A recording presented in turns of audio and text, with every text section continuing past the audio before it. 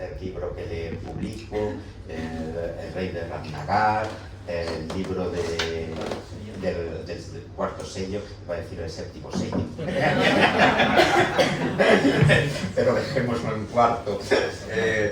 Este es el tercer libro y además, como todos sabéis, José Tono acompaña a Polibea en la dirección de una maravillosa colección llamada Fuera de Lugar, que yo quería haberla llamado Fuera de Tono, que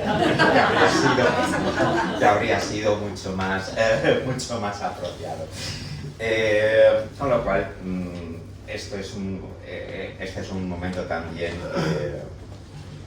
importante, es un hito importante en nuestra relación. Hemos trabajado mucho este libro y como aquí hay gente mucho más importante que yo para hablar del libro, yo solamente quiero decir unas notas. Me gusta que el editor defienda el libro y por qué lo hace. Hace casi un mes presentaba Tono su último libro, que es un libro de ensayos sobre el presente, sobre nosotros, sobre nuestras identidades, además con una mesa enjumbiosa de buenos colaboradores, de filósofos importantes y tal. Y a lo mejor desde un punto de vista prejuiciado, alguien podría decir que un libro sobre una perrita pues no tiene enjundia y es una cosa menor. Pero curiosamente en esa presentación yo tuve una revelación y dije, Dios mío, están diciendo cosas que se pueden decir del libro de Lisi, que son exportables al libro de Lisi, al libro que ha escrito, porque en el fondo los presentadores de aquel libro, que es magnífico,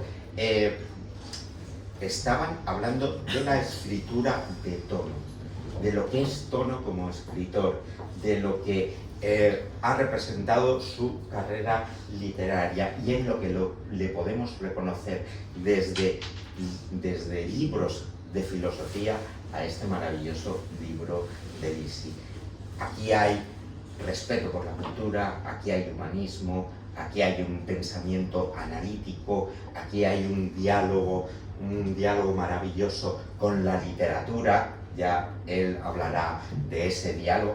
Cualquier libro de Tono te representa un diálogo con la literatura, y es un libro que, y sus libros siempre llevan a otros libros, con lo cual son absolutamente fértiles. Y luego, por si tenéis alguna duda y mi entusiasmo no os ha contagiado todavía, deciros que este libro se lee y penetra en ti por sí solo. Yo me lo he tenido que leer como editor profesional para corregirlo y tal, pero os puedo asegurar que en el trabajo que he hecho de lectura de este libro, las 2 o 3 veces que lo he leído, porque creo que me lo he leído 3 veces, pues han sido tardes absolutamente maravillosas, porque además encima el estilo de Tono es que no puedes parar de leerlo, con lo cual te lo zampas en una sesión o 2 y de pronto dices, Dios mío, ya se ha acabado, bueno, pues habrá que empezar otra vez. En fin, nada más. Nos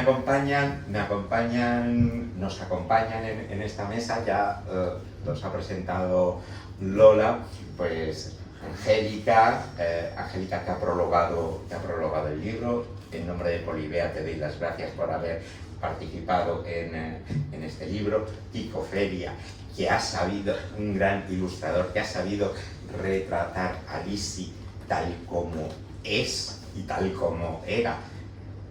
Eso era Lisi. Y está Maite, que también va a hablar sobre el libro. Y nada, yo solamente tengo que decir que yo traté a Lisi.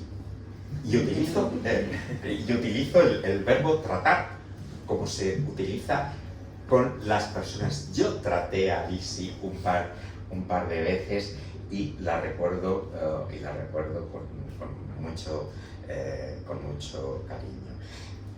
Lizzie entronca con la literatura porque, y ahí enlaza con lo que yo digo de tratar como si trataras con una persona, porque Lizzie es una biografía de una perrita, exactamente igual que la biografía que podríamos hacer de cualquier ser humano. Y en esa biografía se pueden rastrear elementos morales que podrían también aparecer en una biografía de un autor muy famoso. Me encanta que haya nacido Lizzie como personaje literario. Y hombre, yo decía antes que yo soy de gatos y me toca editar un libro de perritos.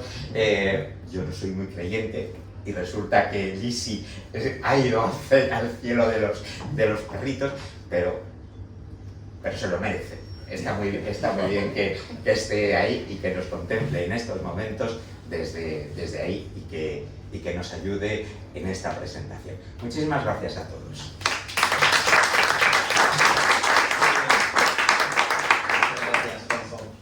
Angélica. Bueno, y tanto que hay elementos morales en este libro, elementos morales y unos valores éticos esenciales, como la empatía. Bueno, yo, como podéis ver en el prólogo, he catalogado este libro de libro íntimo, entonces voy a intentar hablar desde esa intimidad. Yo conocí a Tono, si no me equivoco, en 2022, en unas jornadas que él estaba organizando. Y luego un año después, o unos meses después, en 2023, contactó conmigo para unas cuestiones. Hicimos una reunión online con otras compañeras y en un momento, no sé por qué, empezamos a hablar de animales. Y entonces nos contó que su perrita había muerto hacía unos meses y que estaba escribiendo un libro que se iba a llamar Te llamaban mi sombra. Y a mí, que no hay nada que me apasione más en el mundo que hablar de animales, pues yo, encantada de la vida. Bueno, hablar de animales, me encantan las conversaciones de animales siempre y cuando sean conversaciones sobre el amor. No voy a disfrutar de una conversación que sea sobre comerse animales, sobre acudir a espectáculos basados en la violencia contra los animales o este tipo de cosas. Entonces, cuando yo vi que de lo que hablaba Tono era precisamente de estos valores éticos esenciales, no nos conocíamos mucho, pero yo ya dije, a mí este señor ya me gusta, yo ya quiero seguir trabajando con él. Entonces, cuando unos meses después contactó conmigo para que escribiera el prólogo, pues realmente os podéis imaginar la felicidad que yo sentí de tener ese honor de poder contribuir un poquito a este libro. Por eso, Tono, te lo agradezco con el alma.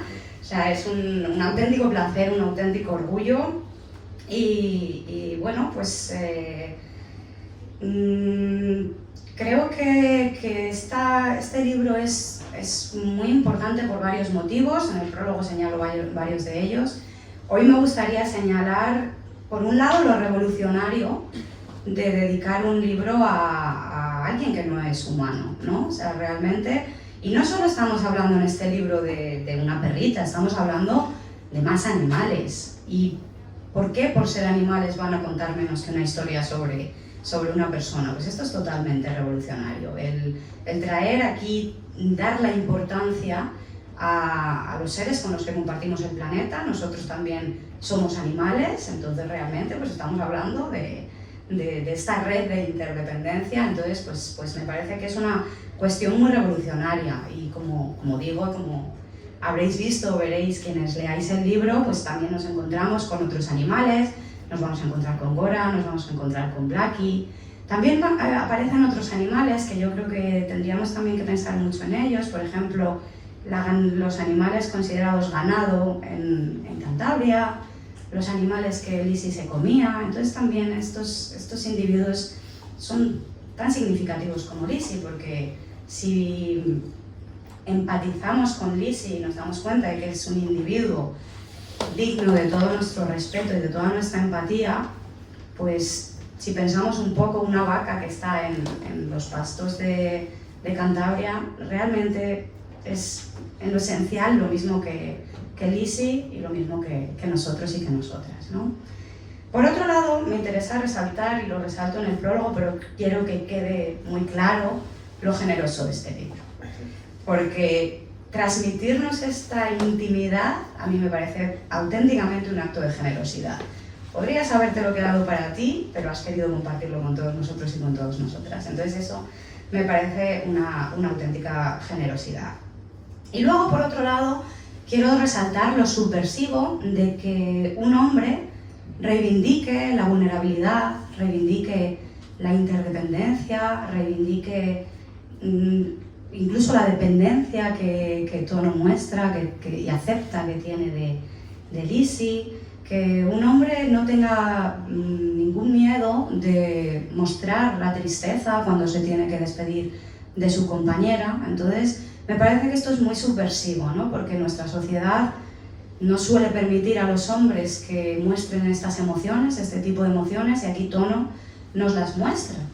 Se supone que un hombre, como tiene que ser, no debe llorar, y Tono no tiene ningún problema en decir, y yo lloro, obviamente, por separarme de mi compañera de vida. Entonces, sabemos que las emociones es algo que tradicionalmente se ha asociado a las mujeres, ha sido algo considerado inferior. De hecho, en la ética, tradicionalmente, quitando excepciones, como Hume o como Spinoza o Aristóteles, pues en la ética habitualmente las emociones han sido entendidas como pasiones, como algo que padecemos y algo que tenemos que reprimir, ¿no? Y que controlar. El razonamiento ético tradicionalmente es principios, no son emociones. Las emociones es eso femenino, ¿no? Entonces, asociado a la feminidad. Claro, esto es asociado a la feminidad, pero también cuando las mujeres nos emocionamos o lloramos, pues también se nos sanciona socialmente, ¿no? Entonces, por eso yo no quiero hablar mucho más, porque a mí este libro me lleva a llorar. Hoy me he despertado a las 5 de la mañana para leérmelo otra vez y traerlo fresquito, y me he pasado pues las horas que he tardado en leérmelo llorando todo el tiempo. Y luego tenía un curso de formación del profesorado online, entonces la profesora nos dice, bueno, os agradecería que pusierais las cámaras. Digo, yo no puedo poner la cámara, tenía los ojos totalmente hinchados, entonces no pudo ser poner la cámara, porque es un libro que emociona, realmente es un libro que emociona, un libro en el que Tono no tiene vergüenza de emocionarse y el resto de la gente nos vamos a emocionar cuando lo leamos.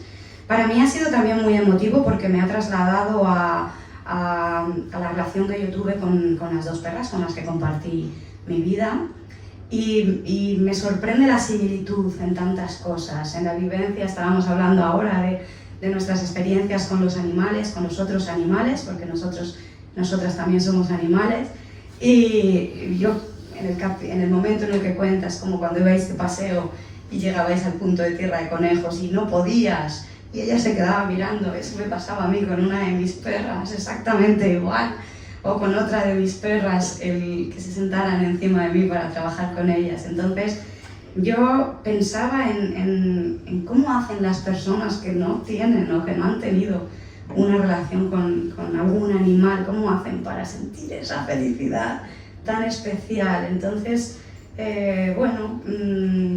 creo que esto también nos trae el aprendizaje que tenemos de la relación interespecies. Así que bueno, voy a terminar simplemente pues agradeciendo tu generosidad, Tono, agradeciendo por supuesto que me hayas permitido formar parte un poquito de esta obra, y voy a terminar de la misma forma que termino el prólogo, con el deseo de que todos los otros animales con los que compartimos el planeta tengan la vida libre de esclavitud y libre de sufrimiento que gracias a Tono pudo tener Lizzie. Muchas gracias, Tono. Gracias.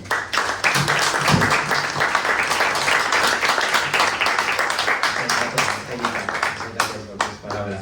Maite.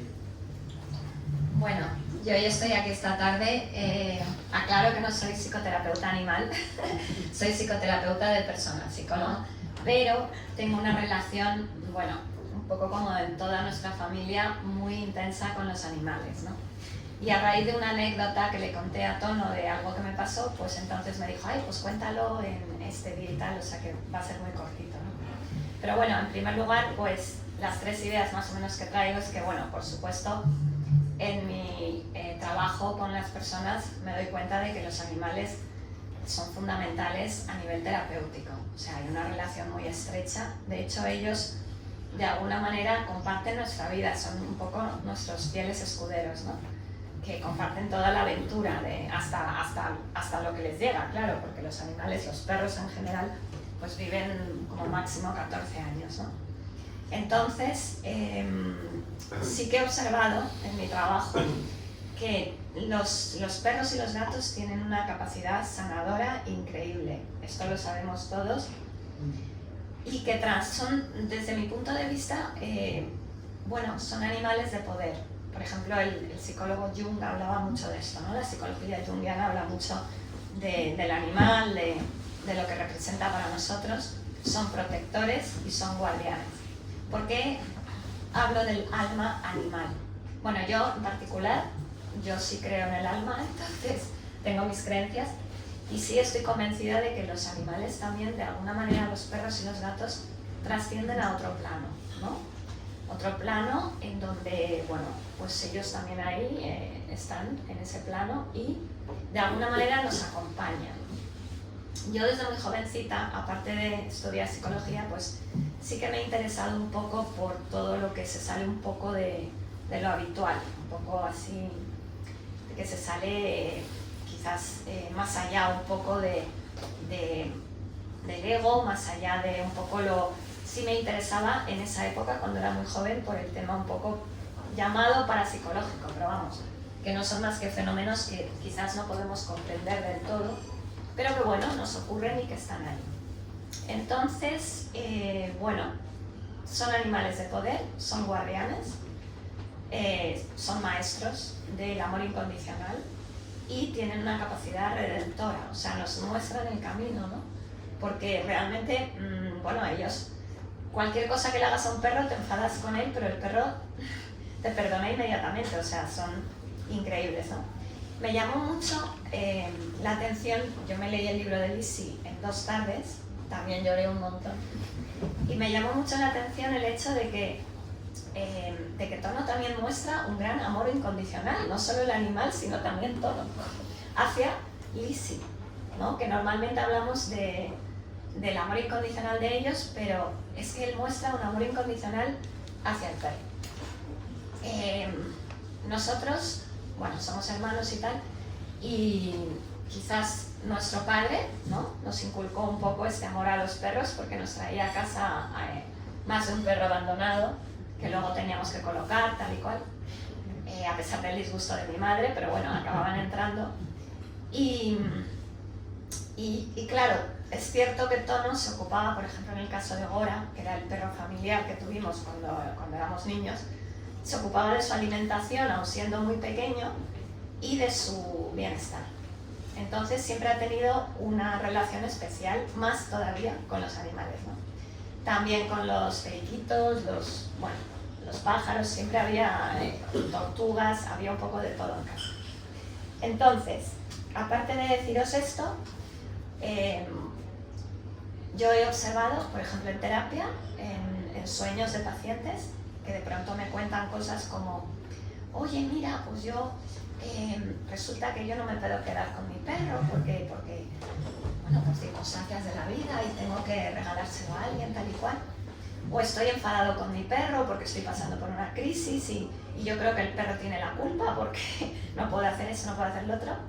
Y de pronto, por ejemplo, sueños reales en donde te cuentan, pues fíjate que al final me voy a quedar con el perro porque he tenido un sueño en donde me atacaba una serpiente y el que me defendía era el perro.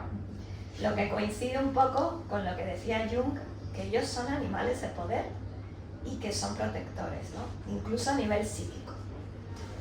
Nosotros, los psicólogos, originalmente nos ocupábamos de la psique, del alma, ¿no? Y bueno, algunos todavía pensamos, ¿no?, que realmente estos animales al final pues están ahí, o sea, tienen un trabajo que hacer importante y que son nuestros defensores, ¿no? Y que tenemos que realmente verlos como, un poco como decías tú, pues como ejemplos, porque esa capacidad de redentora, esa capacidad de amor incondicional, un poco nos muestra el camino, ¿no? Un poco cómo vamos evolucionando todos los humanos. Bueno, ahora os cuento la anécdota por la que estoy aquí. Cuando Tono me cuenta que ha escrito un libro sobre Lizzie, a mí de pronto me vuelve un recuerdo de cuando yo tenía pues unos 19 años, y yo en esa época, como os he contado ahora, pues estaba muy interesada por todos los fenómenos que se salían de lo normal. Y conocía a mucha gente, y entonces en una ocasión estaba con una vidente, pero una vidente de verdad, o sea, de las de antes que no se dedica a esto por dinero, sino que simplemente pues efectivamente es vidente y bueno, tiene este tipo de fenómenos, de cosas, etc. Y esta vidente era una señora de 50 y muchos años que tenía sus hijos, yo era una chavala de 19 años, y en esa época pues yo me dedicaba, no sé si te acuerdas, a escribir algunos artículos para Night y algunos de estos sobre temas de todo esto. Y estaba en su casa, en La Pedriza, ella tenía una casa en La Pedriza, me había invitado un fin de semana, y estábamos ahí arriba en una casa que estaba en una montaña. Cuando Carmen estaba por allí ocurrían toda clase de fenómenos extraños, pero bueno, eso ya es para otra presentación. Y entonces Gora había muerto hacía como 3 o 4 años, el perro familiar. Y claro, yo tenía 19 años o por ahí, o 18, no recuerdo. Y entonces estábamos en una conversación nocturna, en esa casa no había perros, ni había gatos, ni había nada. Sus hijos ya se habían ido a dormir y nosotros estábamos hablando de espiritualidad, filosofía, esto y lo otro. Y entonces yo le pregunto, ¿no?, con toda la inocencia de esa época, le pregunto, oye, ¿y los perros a dónde van cuando se mueren? Porque fíjate lo mucho que yo quería ahora, ¿no? Y le echo de menos y tal. ¿Y dónde van? Y entonces, en ese momento, se hace un silencio y se oyen los gemidos característicos de mi perro Gora, como él va haciendo así, como hacía en la tierra, ¿no?, cuando saludaba o cuando escarbaba en el suelo, lo que sea, que cada amo sabe cuál es el sonido de su perro. Y entonces yo oigo los gemidos y cómo está escarbando. Entonces claro, me quedo así congelada y ella siempre me responde, nada más me contesta, no, me responde, ya te han contestado. Y bueno, ahí lo dejo.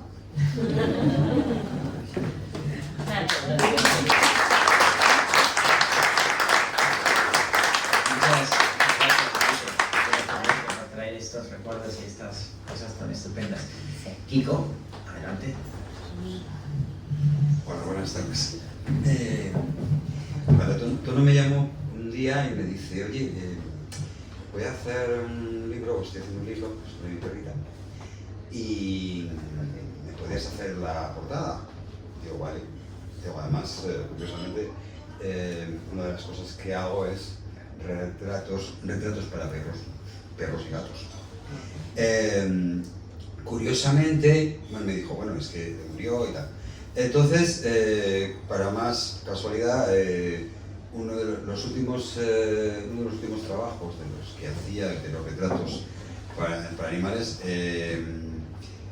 eran para perros difuntos, perros y gatos difuntos. O sea, trabajaba, tenía un anuncio en un crematorio de animales que se llama Everpet, que creo que sigue existiendo, no lo sé.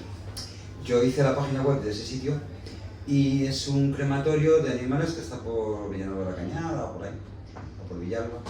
Y entonces ellos tienen un sistema curioso, alemán, que es creman al animal y las cenizas las puedes depositar en una urna, te las llevas a casa, o también puedes colocarlas en una especie de maceta especial que está diseñada para eso, tiene unas semillas de un pino o de otro tipo de planta, de árbol, son árboles siempre. Y dentro poner las semillas con las cenizas. Eso tú lo entierras donde quieres, en tu jardín y tal, y ahí está. Es una cosa que hacen en Alemania. Y yo he visto el envase existe, o sea, es una cosa, no me acuerdo ahora cómo se llama. Entonces, yo no trabajé mucho para ellos, pero bueno, les dije, oye, pues yo ahora mismo ya llevaba tiempo haciendo tazas para cumpleaños y regalos especiales para gente, o sea, personas y mascotas. Mascotas hice varias, hice de nuestro gato, que ya murió también, y de otros animales de amigos y conocidos y para regalar. Entonces, curiosamente, una señora quiso que le hiciera a su perro, que se llamaba Jack, me acuerdo de él. Entonces, yo le hice la taza, se la mandamos a su casa, no sé, vivía por Ávila o algo así. Y poco después me dijo que le había gustado mucho la taza y que quería que se lo hiciera en lienzo. Entonces le digo, bueno, yo te lo hago en digital, luego lo vamos a imprimir, poniendo el lienzo a casa. Y entonces hice a Jaco en un tamaño bastante grande, o sea, no sé, era 50 por... no, más de 50 casi. Le hice un tamaño bastante grande, casi como esta mesa. Que era la misma imagen de la taza, pues la pasé al lienzo. Y como un año después me volvió a llamar, que tenía un montón de gatos y tal, que algunos habían muerto y que quería que hiciera un cuadro con todos sus gatos. Esa era un poco más complicada, porque las fotos que me mandaba, algunas veces no se veían, falta una pata o no sé qué. Una de las cosas que pasa con esto es un inciso, es que la gente te manda las fotos que tiene, pero tú no conoces al animal completamente, como tampoco conoces a las personas. Hay veces que te mandan las personas y tú no sabes cómo es, y esa foto es muy mala, no sé qué voy a sacar de aquí. Y los perros les pueden faltar patas o rabos. Tienes que inventártelo, buscar cómo es ese animal y hacerlo. Entonces, ese era un poco sobre el tema del duelo y mi relación con el duelo. Entonces se lo comenté a Tono, digo, bueno, es que es una cosa que hago. Que la hago hace muchos años. El que Lisi esté, o mi dibujo de Lisi esté en una portada del libro, es como el círculo cerrado de la idea de una exposición que yo hice hace muchos años, que se llamaba la Biblioteca Animada. Animada en dos sentidos, porque, bueno, los libros no se movían, pero podían moverse, pero es que eran animales con libros. Animales muy variopintos, estaban mis perros, estaban mis gatos, y también estaban salamandras, algunos insectos, incluso hice alguno con una serpiente que no terminé. Entonces, René, por ejemplo, que era mi teque, este está en el cuadro que hice, en el que René está intentando cazar un ratón que está subido a una pila de libros, el ratón no se le ve, en el dibujo original sí, pero era muy largo. Y el cuadro es bastante grande, René está casi también en el cuadro. Y es una biblioteca en la que los libros están verticales. O sea, están apilados, son pilas de libros haciendo columnas y se pierden en el infinito. Y René está apoyándose en la pila, evidentemente se caería todo, pero en el cuadro no se cae. Y René está haciendo eso. En el dibujo, arriba de toda la pila, había un jarrón. Así de grande, y dentro del jarrón estaba el ratón. O sea, por eso ya no cabía. Otro de los cuadros está Luna jugando en una montaña de libros. Luna era su hermana, que era también teque, jugando en una montaña de libros, y uno de los libros era Los viajes de Gulliver, otro no me acuerdo cuál era. O sea, entonces, de repente era como, ¿por qué una cosa tan fuera de lo que tú decías acerca de los libros y los animales, ¿no? Esa idea, hoy la decías tú también, esa interrelación que es extraña en sí misma, porque los animales no saben leer, ni saben escribir, ni hablan. Entonces, la literatura está planteada desde el punto de vista de que los humanos sí lo hacemos. Entonces, el que los libros estuvieran con los animales era una cosa muy extraña.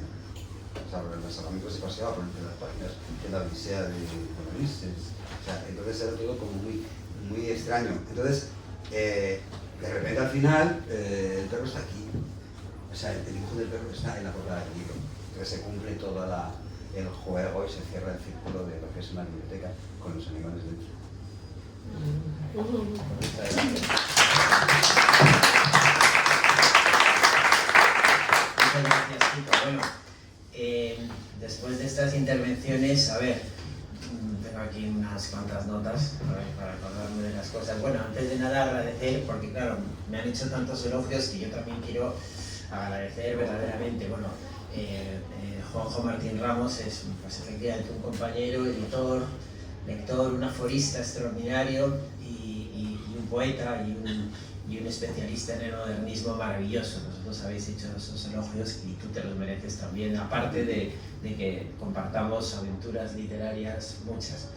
Maite, y de vinos, es verdad, de vinos, aquí tenemos uno y de vinos también, ciertamente.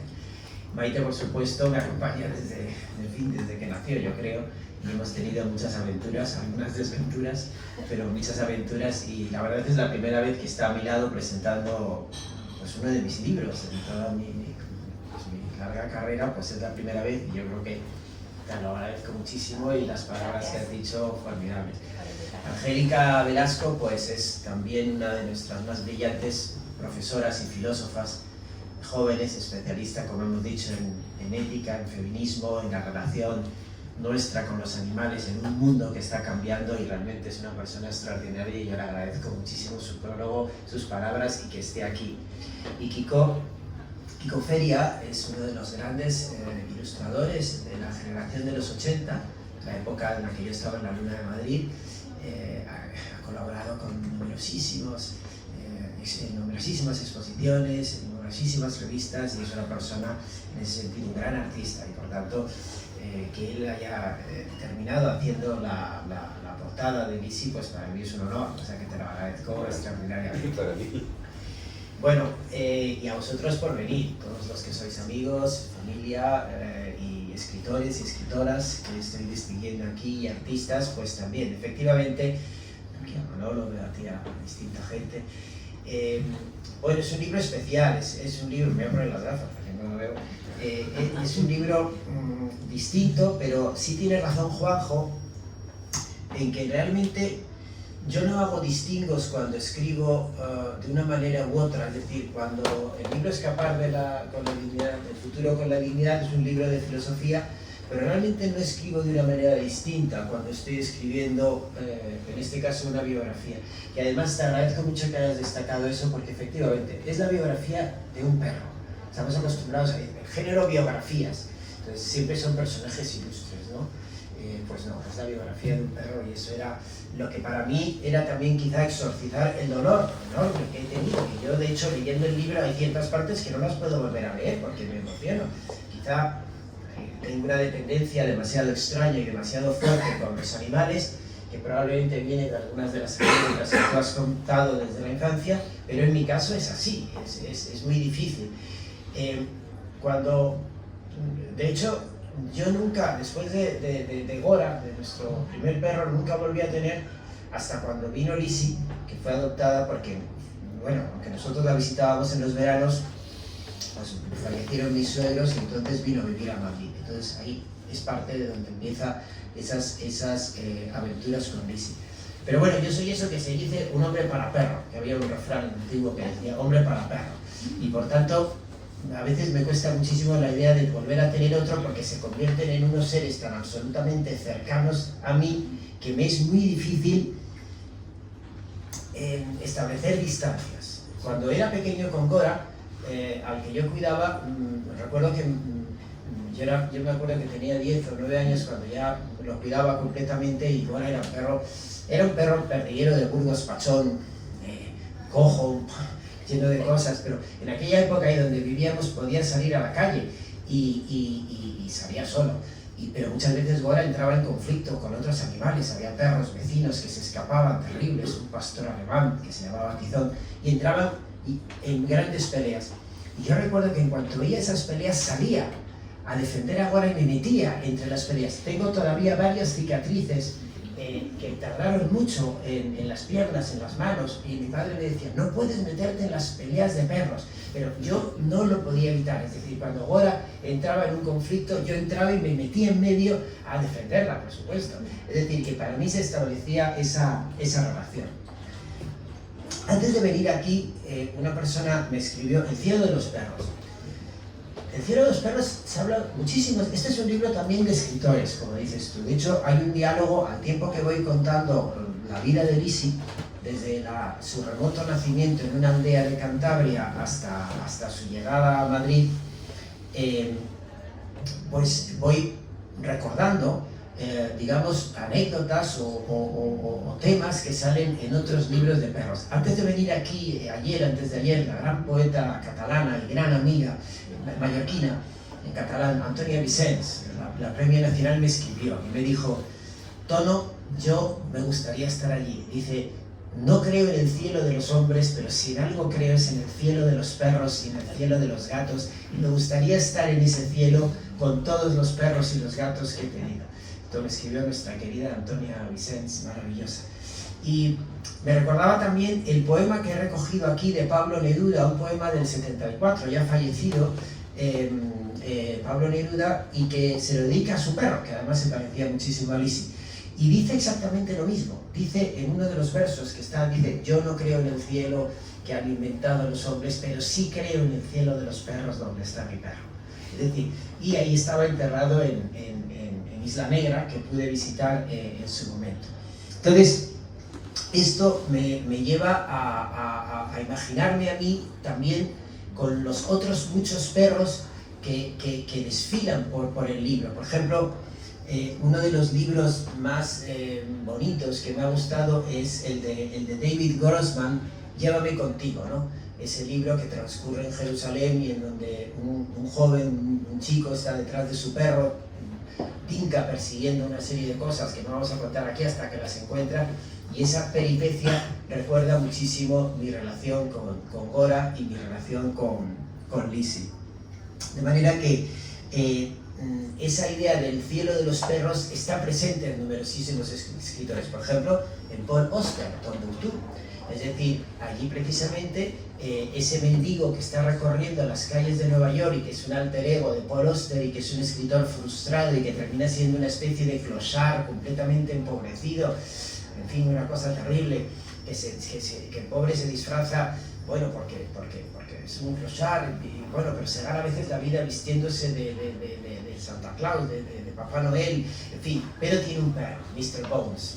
Y este perro, entonces cuando él se da cuenta, ya muy mayor, que va a morir, su único elemento central es tratar de llegar a un sitio, hay un montón de peripecias terribles, donde una vieja profesora suya de niño, que no sabe ni existe, y que le había dicho que él iba a ser un gran escritor antes de comenzar, para dejar a su perro. Porque él lo que no soporta es que su perro pudiera terminar en manos de la policía o en fin, fuera a darle inyección. Y es más, siempre le hablaba a su perro en sus locuras de Tombuctú, que decía que era el cielo donde él iba a ir con él. Entonces, estas, digamos, historias de perro están pespunteadas a lo largo de todas las anécdotas y de la propia vida de Lisi.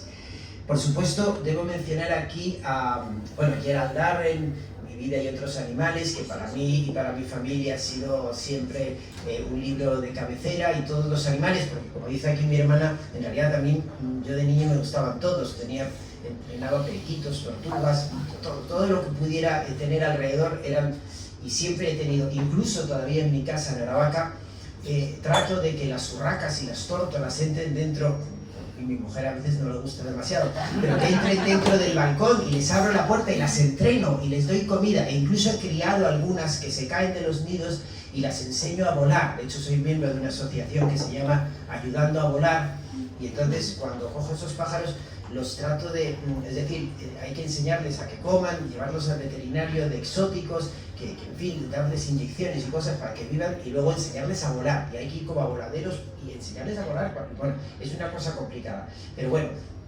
eso es parte de mi... Pero quería pensar en Noni Venegas, que cuando estaba escribiendo el libro me dijo, piensa en Flush, y me mandó el libro, el famoso libro de Virginia Woolf, que es también otro libro que está aquí detrás de este. Claro, Virginia Woolf escribe ese libro y luego se suicida, es decir, 2 o 3 años después, y se publica después de su muerte. Entonces, este libro, o sea, del año 42, 43, bueno, está dedicado, es sobre la vida de otro perro, el de la gran poeta Elizabeth Barrett, la mujer de Robert Browning. Y entonces es un libro que es una liberación y tiene mucho que ver, seguramente tú lo conocerás en tus estudios lógicamente de feminismo, porque en realidad construye Virginia Woolf tan maravillosamente la historia de Flush, que es como se llama el perro, un spaniel, que es el tiempo de la liberación de Elizabeth, que se llama como Lizzie. Lizzie se lo pusieron mis hijas, era muy pequeña, estaban con esas cosas de edad, entonces le pusieron Lizzie. Porque en realidad Elizabeth se libera de la dictadura en la que le tenía su padre, pues una buena persona, pero el típico victoriano terrible de mediados del siglo XIX, donde entonces no se podía liberar de las entonces le regalan una íntima amiga, le regala a Flush.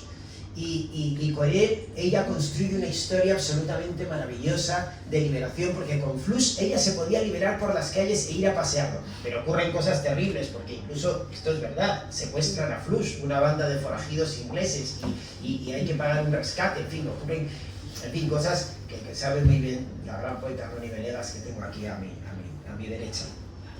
Pero la única manera de liberarse es que cuando se casa con Robert Browning, el gran poeta le dice: vámonos de aquí, vámonos a Italia, abandonémoslo todo, que era una persona mayor ya respecto a ella, dice: vámonos. Entonces se van los tres, se van a vivir a Italia y ahí consiguen liberarse. Ella del mundo victoriano terrible y Flash, que no podía salir, pues del mundo terrible en el que tenía, porque por primera vez Flash puede salir a las calles solas italianas, enrollarse con otras perras libremente, cosa que estaba terriblemente...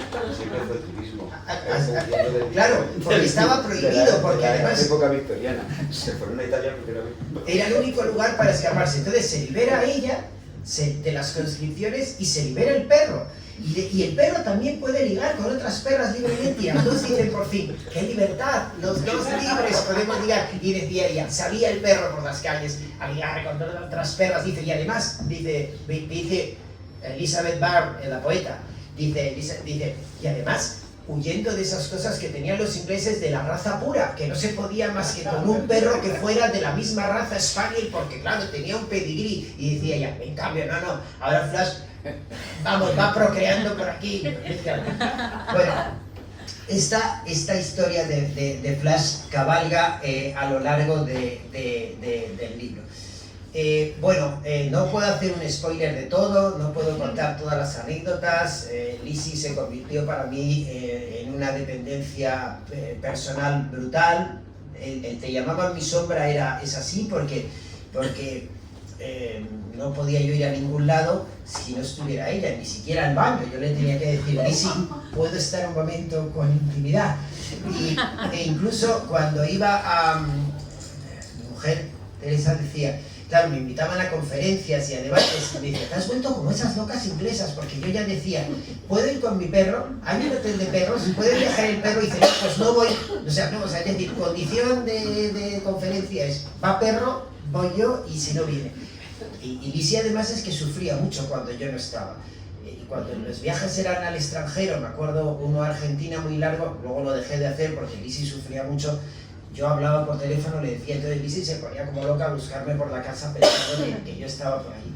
En fin, fue como digo, una relación tremendamente directa y personal. Tú has contado la tierra de conejos, que era donde la llevábamos, y luego también la libertad de Lizzie, que había pasado muchos años atada en Cantabria, y la llegada a Madrid, que está llena de anécdotas y que ella también se libera en ese sentido. Lizzie era una pastora catalana, una voz datura. Mis buenos amigos catalanes me han explicado el origen de su raza con un poco de mezcla spaniel también, precisamente, y tenía esa doble vertiente de cuidadora y de cazadora. Por eso cuando llegó a Madrid y descubrió que había conejos, yo lo siento por los conejos, pero te diré que jamás consiguió acoger a ninguno. Y como cuenta en el libro, al final, cuando ya no se podía mover mucho, yo dejé de llevarla porque los conejos se burlaban de ella de una manera absolutamente horrible, se paseaban delante, y eso me parecía completamente humillante. Y bueno, esta es la biografía de Lizzie, que me acompañó durante 4 años hermosísimos. Fue una compañera pues deliciosa, y que para mí, bueno, no quiero hablar hay algunos capítulos dedicados a sus últimos momentos y a todo eso, pero eso para mí sigue siendo enormemente doloroso. quiero decir que volvió a su tierra. Yo me preocupé de que fuera enterrada de cuerpo completo, entero, en una tumba en la montaña, en Cantabria, de donde venía, con un menhir estupendo de piedra que pudimos poner, con su lápida, en la finca familiar de mis suegros. Y realmente, pues yo sigo siempre pensando en ella, pues, en ese cielo de los perros que supongo que está, y en el que, como habéis visto, muchos escritores que cabalgan por aquí han imaginado siempre a sus perros. Por tanto, en ese sentido, me siento, sí, dentro de una tradición literaria muy larga de personas que sintieron que sus perros eran una parte absolutamente central de sus vidas, y lo digo sin ningún tipo de restricción. O sea que espero que, muchísimas gracias a todos por venir, y yo espero que disfrutéis mucho, y los que tengáis perro, pues adelante con ellos, o gata, porque también debo decir que hay un capítulo dedicado a una gata, la hermana gata, que tuvimos también, con la cual Lizzie no se llevaba muy bien, ni uno ni otro, en fin, porque se conocieron tarde, pero también está en el libro Blackie, la gata, como parte de ese entorno familiar. Y me parece pues maravilloso que podamos contar con estos seres. Yo lo único que digo en el libro al final es cómo estos seres tan maravillosos viven tan poco, y gente tan mala vive tanto tiempo. En fin, muchísimas gracias.